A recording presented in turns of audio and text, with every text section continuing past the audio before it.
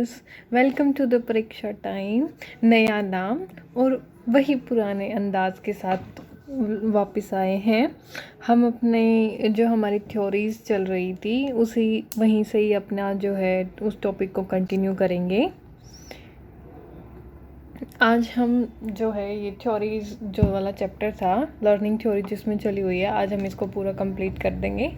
ठीक है, तो सबसे पहले हमारी आती है नीड हायरार्किकल थ्योरी, जिसका हमने पहले भी जो है थोड़ा बहुत इसके बारे में जाना था अपनी प्रीवियस क्लासेस के अंदर। इसको नीड हायरार्किकल थ्योरी को इंग्लिश हिंदी में हम जो है आवश्यकता पवानुक्रम सिद्धांत बोलेंगे।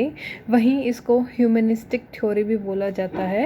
ह्यूमनिस्टिक थ्योरी को मानवतावादी सिद्धांत बोलते हैं। और जो ये नीड हायरार्किकल थ्योरी है जो कि मैस्लो द्वारा दी गई हुई है, इसमें इन्होंने जो है हायरार्की फॉर्म में स्टेप्स दिए थे जो कि अब हम पढ़ेंगे। ठीक है, तो मैस्लो हायरार्किकल ऑफ नीड के अंदर इन्होंने जो है सबसे बेसिक नीड बताई जो कि साइकोलॉजिकल नीड्स होती हैं। जो मतलब कि इन्होंने बोला कि भाई हर एक जो पर्सन है, व्यक्ति है, वो इन नीड्स को जो है फुलफिल करता हुआ आगे बढ़ता है। तो सबसे पहले जो नीड्स ज़रूरतें होती हैं वो साइकोलॉजिकल नीड्स होती हैं, जिसमें हमारा air, water, food, shelter, sleep, clothing और रिप्रोडक्शन आता है। ये जब किसी व्यक्ति की जब ये साइकोलॉजिकल नीड्स फुलफिल हो जाती हैं तो वो आगे एक स्टेप और बढ़ता है जो कि सेफ्टी नीड पर आएगा। फिर सेफ्टी नीड के अंदर हमारा क्या क्या होता है कि भाई उसको जो है पर्सनल सिक्योरिटी, एम्प्लॉयमेंट हो मिल जाए, रिसोर्सेज मिल जाए, उसकी प्रॉपर हेल्थ हो, उसके पास प्रॉपर्टी, वेल्थ हो। ठीक है, तब फिर सेफ्टी नीड्स के बाद लव एंड बिलोंगिंग आएगा, जिसमें वो क्या करता है, फ्रेंडशिप करता है, इंटीमेसी बनाता है, फैमिली बनाएगा, सेंस ऑफ कनेक्शन एक डेवलप करता है लव एंड बिलोंगिंग में। तब जब उसकी लव एंड बिलोंगिंग वाली भी जो नीड है वो फुलफिल हो जाएगी, तब वो एस्टीम की तरफ जाएगा, जिसमें रिस्पेक्ट, सेल्फ एस्टीम, एक सोसाइटी के अंदर उसका स्टेटस होगा, रिकॉग्नाइजेशन कि लोग उसे पहचानेंगे उसके नाम से, स्ट्रेंथ होगी, फ्रीडम मिलेगी, ये एस्टीम्स के अंदर आएगा। जब उसकी जो ये वाली नीड्स फुलफिल होंगी, एस्टीम वाली, तब वो सेल्फ एक्चुअलाइजेशन की तरफ पहुँचेगा। और सेल्फ एक्चुअलाइजेशन को बोलते हैं उसको जो है अपना आत्मबोध हो जाएगा। इस जो ये सेल्फ एक्चुअलाइजेशन जो हमारी सबसे टॉप मोस्ट जो स्टेप है, सबसे ऊपर वाला, इस स्टेप तक है जो है मतलब बहुत ही कम व्यक्ति होते हैं जो सेल्फ एक्चुअलाइजेशन तक ही पहुंच पाते हैं, वरना मोस्ट ऑफ द पीपल्स जो है एस्टीम तक रहते हैं। अब सेल्फ एक्चुअलाइजेशन के अंदर आप कंसीडर कर सकते हो जैसे कि महात्मा गांधी हो गए, मदर टेरेसा हो गई, ऐसे जो कि सोसाइटी के लिए कुछ ऊपर मतलब उनके लिए आगे बढ़ के आए, उनके लिए जो है सोसाइटी के लिए कुछ करें, अपने आप को मतलब अपने आप को आत्मसमर्पण कर देना है सोसाइटी के प्रति, desire to become the most that one can be. ठीक है, वो सेल्फ एक्चुअलाइजेशन होता है। यहाँ पर ये हमारी जो नीड हायरार्किकल थ्योरी है मैस्लो की, वो कंप्लीट होती है। अब नेक्स्ट थ्योरी हमारी आती है एक्सपीरियंस्ड लर्निंग, जिसको हिंदी में बोलते हैं अनुभवजन्य सिद्धांत। ठीक है, जो कि कार्ल रोजर्स द्वारा दिया गया था। इसने क्या बोला कि अनुभव से इंसान सीखता है, मतलब एक्सपीरियंस से जो है एक व्यक्ति है वो क्या करेगा, लर्निंग करेगा, कुछ अपनी लाइफ में सीखेगा। ठीक है, रीइंफोर्समेंट थ्योरी, ये एक्सपीरियंस लर्निंग जो है इसमें आपको सिर्फ जो है इसका नाम पता होना चाहिए कि भाई ये किसने दी थी, तो ये कार्ल रोजर्स ने दी थी। और इसमें जो है बेसिकली क्या है कि कार्ल रोजर्स ने ये बोला कि भाई जो इंसान है वो अनुभवों से सीखता है। अब नेक्स्ट थ्योरी आती है, ये इसीलिए मैं थोड़ा जल्दी जल्दी करवा रही हूँ क्योंकि ये छोटी छोटी थ्योरीज़ हैं जिनका हमें बस जो बेसिक पॉइंट पता होने चाहिए, इतना डीपली हमें इनमें नहीं जाना है क्योंकि हम कंटेंट सेंटर्ड अपना जो है जो कि एग्ज़ाम सेंटेड कंटेंट होगा वही कर रहे हैं, ठीक है। तो अब हमारी आती है रीइंफोर्समेंट थ्योरी। देखो आपने रीइंफोर्समेंट, मैंने पहले भी अपनी प्रीवियस क्लासेस में बहुत बार बताया कि जो भाई रीइंफोर्समेंट शब्द किसी और ने दिया और थ्योरी किसी और ने दी थी, वो क्या था, जल्दी से याद करो। चलो मैं ही बता देती हूँ। जो रीइंफोर्समेंट शब्द, देखो हम पहले याद कर चुके हैं इसलिए मैं रिवाइज करवा रही हूँ। जो रीइंफोर्समेंट शब्द था वो तो हमारा जो है थॉर्नडाइक ने दिया था, ठीक है। और जो कॉन्सेप्ट था रीइंफोर्समेंट का वो स्किनर ने अपनी थ्योरी में बताया था। और जो रीइंफोर्समेंट की थ्योरी है वो किसके द्वारा दी गई हुई है, CL हल द्वारा दी गई हुई है, ठीक है। ये हमने अपना जो लर्निंग चैप्टर शुरुआत की थी उसमें पढ़ा था, इसी लर्निंग वाले चैप्टर के अंदर। तो अब ये जो रीइंफोर्समेंट थ्योरी देखते हैं, इसको, जो ये हमारी रीइंफोर्समेंट थ्योरी है, इसको drive reduction theory of learning भी बोल दिया जाता है, ठीक है। और हिंदी में हम इसको बोलेंगे पुनर्बलन का सिद्धांत, जो कि 1943 के अंदर दिया गया था। या फिर हम इसको बोल सकते हैं सिस्टमेटिक बिहेवियर थ्योरी, जो कि क्लार्क हल, CL हल द्वारा दी गई। और इसमें इन्होंने बुक लिखी है अपनी, एक पहले सबसे शुरुआत में इन्होंने एक बुक लिखी प्रिंसिपल ऑफ बिहेवियर के नाम से। 1951 और 52 के अंदर, मतलब इसके मिड में, इन्होंने अपनी लास्ट बुक लिखी अ बिहेवियरल सिस्टम, किन्होंने, CL हल ने, ठीक है। अब इन्होंने जो है नीड्स के बारे में बोला, ठीक है। इन्होंने अपनी थ्योरी के अंदर क्या बताया कि भाई जो नीड्स होती है ना, उन नीड्स को फुलफिल करने के लिए जो प्रोसेस किया जाता है ना, उस प्रक्रिया में हम क्या करते हैं, लर्निंग करते हैं, अधिगम कर पाते हैं, ठीक है। और फिर उसके बाद इन्होंने जो है एक एक्सपेरिमेंट किया था, सफ़ेद चूहों पर प्रयोग किया, जिसमें उन्होंने मतलब क्रमबद्ध तरीके से व्यवहार करते हुए, मतलब उन चूहों को करते हुए देखा। तब उन्होंने बोला कि भाई आवश्यकता की पूर्ति करता है, कि मतलब जो नीड्स होती है ना, जब हमें ज़रूरत होती है तब ही जो है हम कुछ ना कुछ लर्न करते हैं। जब तक हमें ज़रूरत नहीं होती, हमें नीड नहीं होती, तो हम कोई भी काम नहीं करते, या फिर हमें मतलब कि कोई ज़रूरत ही नहीं पड़ती ना। अब हम कुछ करेंगे नहीं, हमें ज़रूरत ही नहीं होगी, तो हम लर्निंग भी नहीं करेंगे, ठीक है। तो इन्होंने बोला कि भाई लर्निंग करवाने के लिए हमें उससे सबसे पहले, मतलब बच्चे को उसकी नीड होनी चाहिए, बच्चे को मतलब ऐसी सिचुएशन क्रिएट कर दे कि भाई बच्चे को ज़रूरत हो उस चीज़ को सीखने की। अब वो उस चीज़ को करके देखेगा तो वो उसको सीख जाएगा, ठीक है, उस प्रक्रिया के दौरान। तो उन्होंने पूर्ति होने पर चालक जो है शांत होता है। उन्होंने बोला कि भाई अब जैसे नीड होती है, नीड, ज़रूरत हुई तो हमारे अंदर क्या आएगा, ड्राइव आएगी, ठीक है, चालक आएगा। अब चालक आएगा तो बच्चा कुछ ना कुछ उसको, अपनी नीड को फुलफिल करने के लिए एक्टिविटी करेगा। अब जब वो एक्टिविटी करेगा तो उसका जो है गोल जो था वो फुलफिल हो जाएगा, और फुलफिल होने के बाद उसको सेटिस्फेक्शन होएगी, और जो उसकी ड्राइव थी वो भी शांत हो जाएगी। जैसे फूड की ड्राइव भूख है, ऐसे ही जैसे हम अब नौकरी चाहिए तो हम क्या कर रहे हैं, तैयारी कर रहे हैं, सेम ऐसे ही, ठीक है। अब शैक्षिक महत्व इसमें क्या है, आवश्यकता की पूर्ति पर बल दिया गया है। थॉर्नडाइक पेवलो पर भी पर आधारित है ये थ्योरी। और जो थॉर्नडाइक है उन्होंने लक्ष्य के बारे में बोला, और पावलोव ने उद्देश्य स्पष्ट किए थे रीइंफोर्समेंट थ्योरी के। जैसे कि मैंने आपको बताया कि भाई जो रीइंफोर्समेंट शब्द था वो तो हमारा जो है थॉर्नडाइक ने दिया, और पावलोव ने क्या किया था, उसको पावलोव ने इसके उद्देश्य स्पष्ट किए थे, और स्किनर ने इसका कॉन्सेप्ट दिया था, ठीक है, रीइंफोर्समेंट थ्योरी के अंदर। फिर उसके बाद नेक्स्ट इसमें कुछ और पॉइंट हैं। जैसे इन्होंने बोला कि भाई जो बिहेवियर होता है वो कैसे बनता है, जो किसी पर्सन का व्यवहार है वो ड्राइव और हैबिट से ही जो है हमारा व्यवहार बनेगा।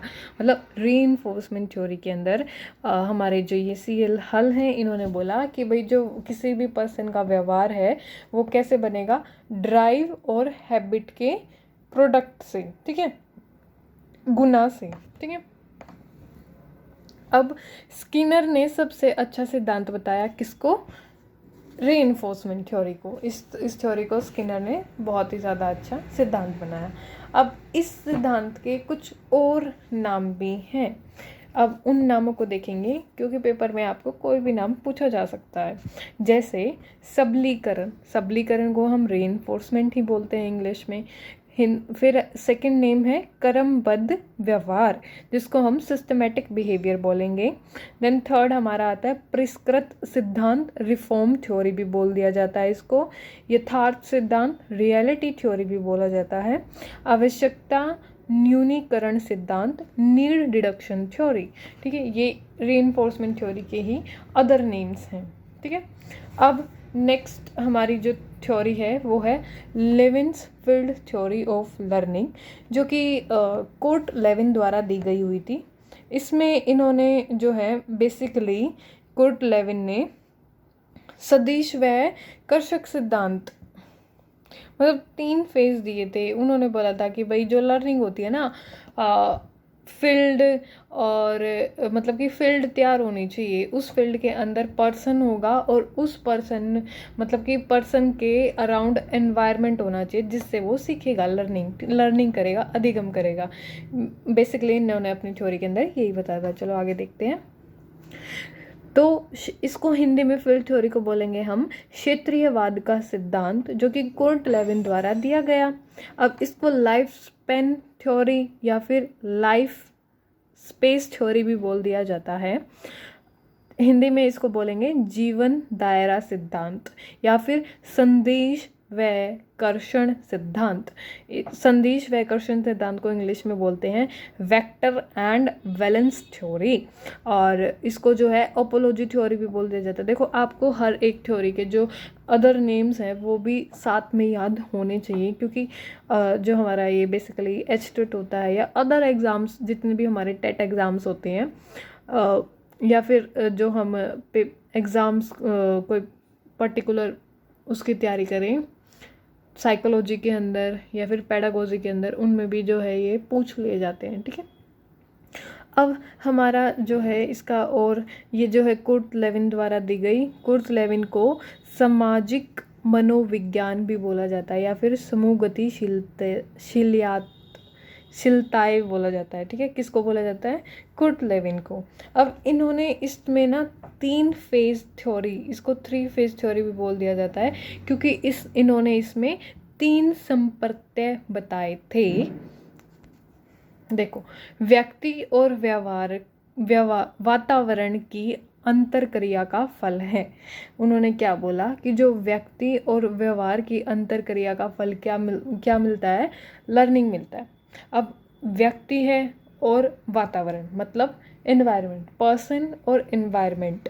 अब पर्सन कैसा है? साइकोलॉजिकल पर्सन, और एनवायरनमेंट भी उसको कैसा प्रोवाइड करवाया जा रहा है? साइकोलॉजिकल एनवायरनमेंट प्रोवाइड करवाया जा रहा है। अब जिस जगह करवाया जाएगा जहाँ पर इन दोनों का तालमेल होगा उसको हम फील्ड बोलेंगे, और ऐसी सिचुएशन जब क्रिएट होती है तो वहाँ पर वो लर्निंग करता है, सीखता है।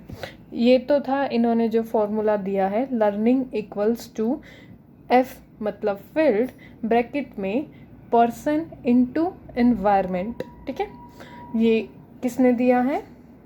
फील्ड थ्योरी के अंदर कुर्ट लेविन ने दिया है। अब इन्होंने जो हम बात कर रहे थे कि भाई इसको 3 फेज थ्योरी भी बोल दिया जाता है, जिसमें इन्होंने 3 संप्रत्यय बताए थे। अब हम उन संप्रत्यय को देखते हैं। हाँ, 3 संप्रत्यय। पहला क्षेत्र या जीवन दायरा, जिसको फील्ड बोला है, मतलब क्षेत्र या जीवन दायरा व्यक्ति और वातावरण की अंतरक्रिया का रिजल्ट होता है। जो फील्ड है वो व्यक्ति और वातावरण के जो इंटरेक्शन है उसका रिजल्ट है हमारा फील्ड, क्षेत्र या जीवन दायरा। वहीं सदिश व कर्कश, एनर्जी और गोल, इसको इंग्लिश में बोलेंगे, मतलब वातावरण में उपस्थित गोल जो आकर्षित करता है, मतलब कि जो हमारे एनवायरनमेंट है ना उसमें जो गोल हैं वो आकर्षित करते हैं, ठीक है। वह शक्ति जो लक्ष्य के पास दूर ले जाती है। मतलब एक उन्होंने बोला कि भाई एक एनर्जी है, पहले तो हमारा गोल होता है, अब हमारे पास एक एनर्जी होती है, या तो हमें हमारे गोल के पास लेके जाएगी या फिर हमारे गोल से दूर ले जाती है। ठीक है। देन सेकंड जो फेज़ बताया, थर्ड फेज़ बताया, वो उन्होंने बताया टोपोलॉजी का। मतलब तलल तल रूप, सॉरी, तल रूप। अब इसमें क्या है, व्यक्ति लक्ष्य को प्राप्त करता है जो बहुत चेंजेस आते हैं, बट मूल स्वरूप यही रहता है। मतलब क्या है कि वही टोपोलॉजी में क्या होता है, बदलाव आना। मतलब व्यक्ति गोल को प्राप्त करने के लिए उसके अंदर, मतलब वो जो उसका गोल है, उसके लक्ष्य हैं, उनको फुलफ़िल करने के लिए वो बहुत सारी एक्टिविटीज़ करेगा, जिससे उसके अंदर में भी चेंजेस आएंगे। लेकिन जो उसका मतलब कि जो उसका बिहेवियर है, जो उसका बेस है ना बच्चे का, वो मूल स्वरूप वही रहेगा। ठीक है। जैसे रबड़ बैंड का लक्ष्य, सूज सिद्धांत भी कहते हैं। अब रबड़ बैंड, देखो रबड़ बैंड को हम जो है स्ट्रेच करेंगे। ठीक है। जब हम उसको स्ट्रेच कर रहे हैं तो वो स्ट्रेच हो रहा है, वो अपनी जो उसकी लेंथ थी उस लेंथ से बढ़ के उसकी लेंथ डबल, मतलब ट्वाइस और थ्राइस हो जाती है। लेकिन जब हम उसको छोड़ देते हैं रबड़ बैंड को, वो दोबारा से रीगेन कर लेता है अपनी वही लेंथ, वही शेप को। तो इसीलिए इन्होंने बोला कि भाई जो टोपोलॉजी होती है, अब जैसे बच्चा नई चीज़ें सीख रहा है तो उसका जो है, उसका जो नॉलेज है वो इन्हांस तो होगी, लेकिन अब ये थोड़ी ना कि दिमाग बढ़ रहा है, वो तो वही है। अब उसमें जो चेंजेस आ रहे हैं, मतलब कि वो अपने गोल को प्राप्त करने के लिए, अब उस टाइम पे उसका गोल क्या था रबड़ बैंड का, कि उसको जो है स्ट्रेच करना है, अपनी लेंथ बढ़ानी है। फिर दोबारा से जब उसको स्ट्रेच छोड़ दिया जाता था तो वो दोबारा से अपनी वही शेप गेन कर रहा है, तो वो अपना जो मूल स्वरूप है वही रख रहा है। ठीक है। ये इसमें जो है हमारे बेसिकली 3 संप्रदाय हैं। अब नेक्स्ट हमारी आती है मीनिंगफुल वर्बल लर्निंग थ्योरी, जिसको आसुबेल ने दिया था। शायद ये हमारी लास्ट थ्योरी होगी, फिर ये थ्योरी वाला चैप्टर कंप्लीट हो जाएगा। ठीक है। अब हमारी आती है गोल इनसाइट थ्योरी। अब इसको जो गोल इनसाइट थ्योरी भी, इसको जो हमारी प्रीवियस थ्योरी थी, ये वाली आवश्यक वाली,